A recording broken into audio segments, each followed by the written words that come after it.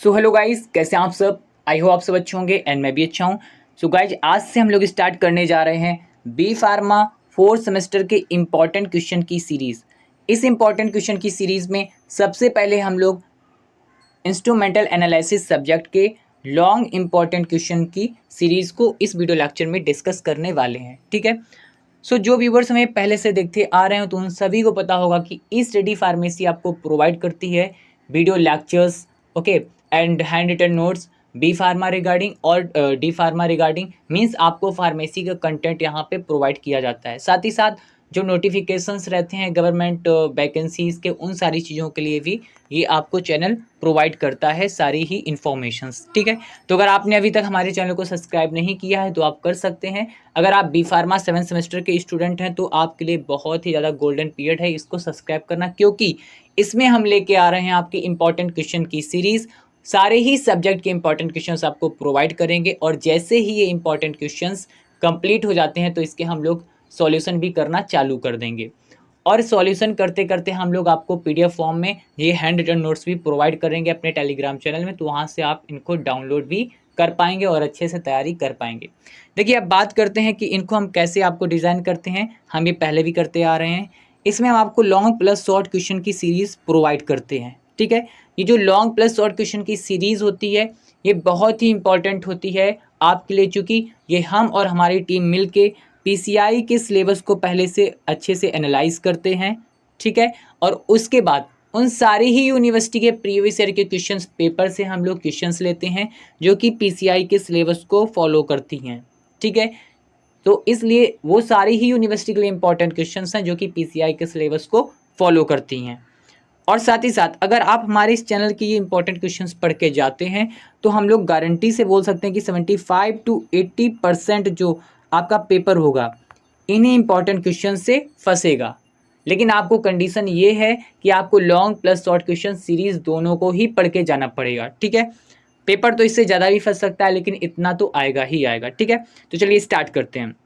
So basically आज के इस वीडियो लेक्चर में हम लोग डिस्कस करने वाले हैं इंस्ट्रूमेंटल एनालिसिस सब्जेक्ट के बारे में। देखिए, ये पूरा सब्जेक्ट का जो नाम है इंस्ट्रूमेंटल मेथड ऑफ एनालिसिस है, इसलिए आपको कंफ्यूज नहीं होना, हमने शॉर्ट में लिखा है। यूनिट वाइज है इसलिए फर्स्ट यूनिट्स के जो इंपॉर्टेंट क्वेश्चंस बनते हैं सबसे पहले इसको देख लेते हैं। सो इसमें जो आपका पहला इंपॉर्टेंट क्वेश्चन बनता है ये बहुत ही ज़्यादा इंपॉर्टेंट है। इसको वेरी वेरी वेरी इंपॉर्टेंट टिक करो क्योंकि ये पूछा ही जाता है। क्वेश्चन क्या है? Right a detail note on UV visual spectroscopy with including it component and working. ठीक है।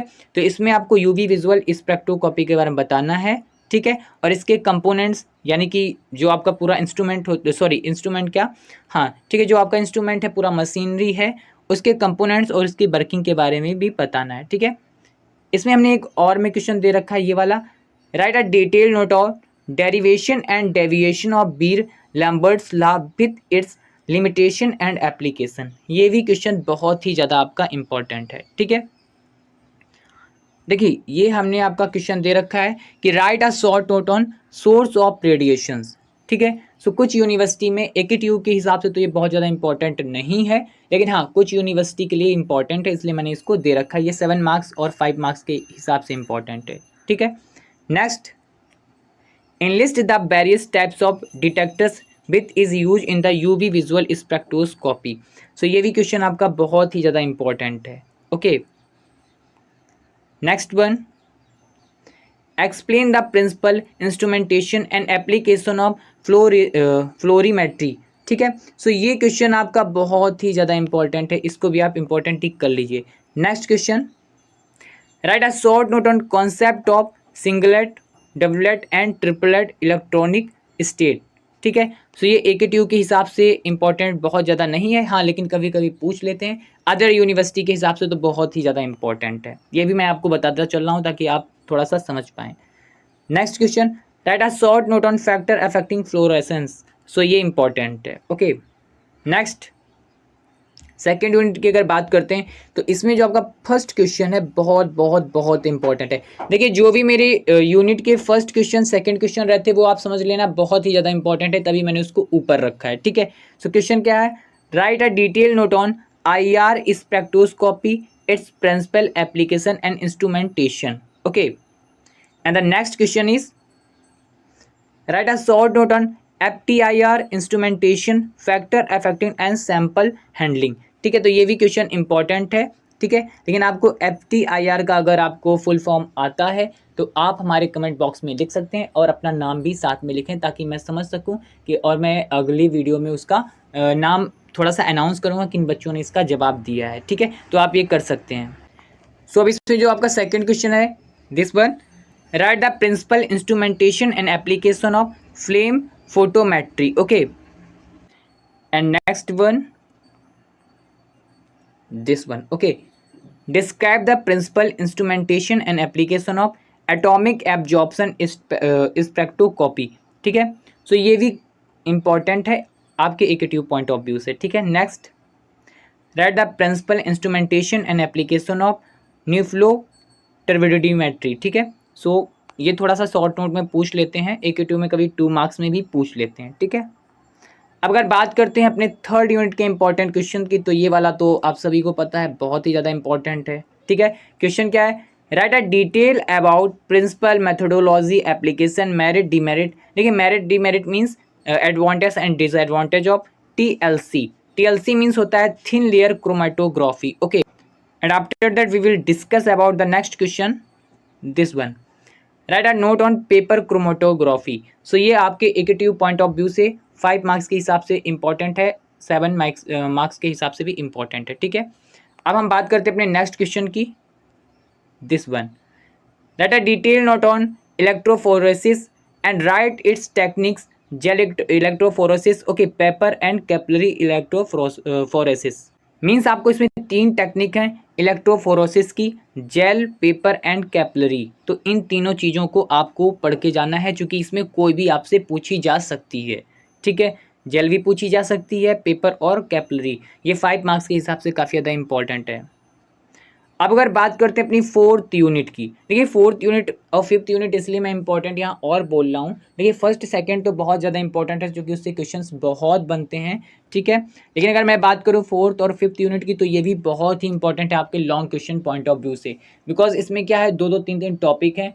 ठीक है, तो उनसे ही क्वेश्चन डायरेक्टली पूछा जाता है, जो कि लॉन्ग क्वेश्चन का एक मतलब होता है पार्ट। ठीक है, सो इसमें जो आपका फर्स्ट क्वेश्चन है बहुत ही ज़्यादा इंपॉर्टेंट है, अगर मैं इसके लिए तो दोनों ही बोलूँगा, बहुत ज़्यादा इंपॉर्टेंट है। ठीक है, क्वेश्चन क्या है फर्स्ट वाला, कि write a principle instrumentation and derivation and application of gas chromatography.